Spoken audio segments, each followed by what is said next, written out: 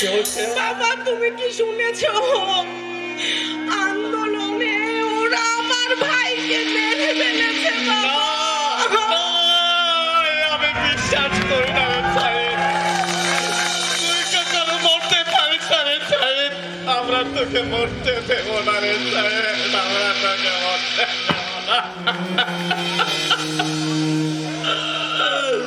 তোকে নিয়ে যে আমার অনেক বড় স্বপ্ন ছিল রে সাহেব। তোর লেখাপড়া শিখে আদর্শ মানুষ হিসাবে করে তুলব, কিন্তু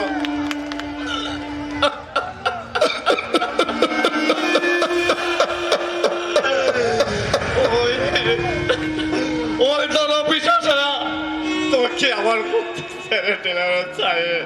কেন দিলাম? তুই থেকে তাকিয়ে দেখ সাহেব, সারা বাংলার মানুষ আর তোর দিকে তাকিয়ে আছে রে সাহেব, তোর দিকে তাকিয়ে আছে। আপনারা সবাই দৃঢ়, আপনারা কেউ কোটা আন্দোলনে ওই ডর পিশাচের সামনে নেমে চাননি, কিন্তু আমার সাহেব দেশের জন্য কোথায় জন্য যুদ্ধ করতে করতে শহীদ হয়ে গেলাম, যুদ্ধ করতে করতে শহীদ হয়ে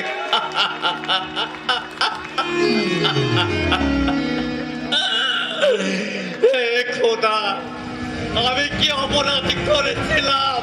কাল আমার ছেলেকে তুমি আমার বুক থেকে কেড়ে নিলে কেন খোদা, কেন?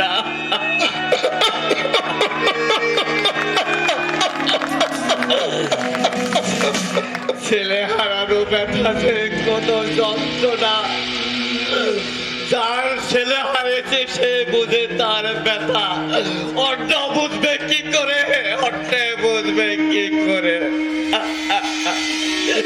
ছেলেকে হারিয়ে আমার বুকের পাঁজর গুলো ভেঙে টুকরো টুকরো হয়ে গেছে, ভেঙে টুকরো টুকরো হয়ে গেছে। এখন আমি কি নিয়ে থাকবো? কে আমাকে বাবা বাবা বলে ডাকবে? কে বলবে বাবা তুমি কেমন করে চলবে? কে খাবে বলা বলা?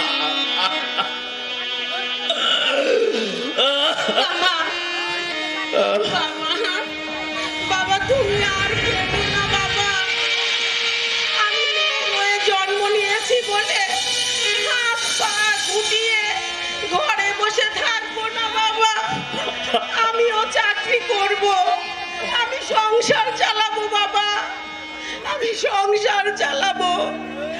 মানুষের মুখে শুনেছি সুনাম ধন্য পাকিজা গ্রুপে কোয়ালিটি ডিপার্টমেন্টে একজন ডিজিএম স্যার আছেন, যিনি অনেক ভালো, অনেক উদার মনের মানুষ, দুঃখী অসহায় মানুষের সুখে দুঃখে সব সময় পাশে থাকে বাবা।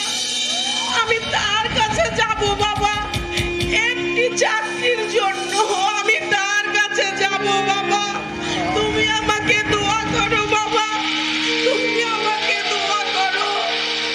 খোদা, আমি জানতাম না যে পাকিজা গ্রুপ এত কোয়ালিটি ডিমান্ডে একজন এত ভালো মানুষ আছেন। হে আল্লাহ, তুমি ডিজেম স্যারের সকল মনের আশা পূরণ করে দাও আল্লাহ, তুমি সকল মনের আশা পূরণ করে দাও। আপনারা কি জানেন একটি শিল্প প্রতিষ্ঠানের বিরোধটা হলো কোয়ালিটি ডিপার্টমেন্ট? তাই আসুন আমরা সবাই মিলে পাকিজা নিট কোম্পানিকে একটি ঐতিহ্যবাহী শিল্প প্রতিষ্ঠান হিসাবে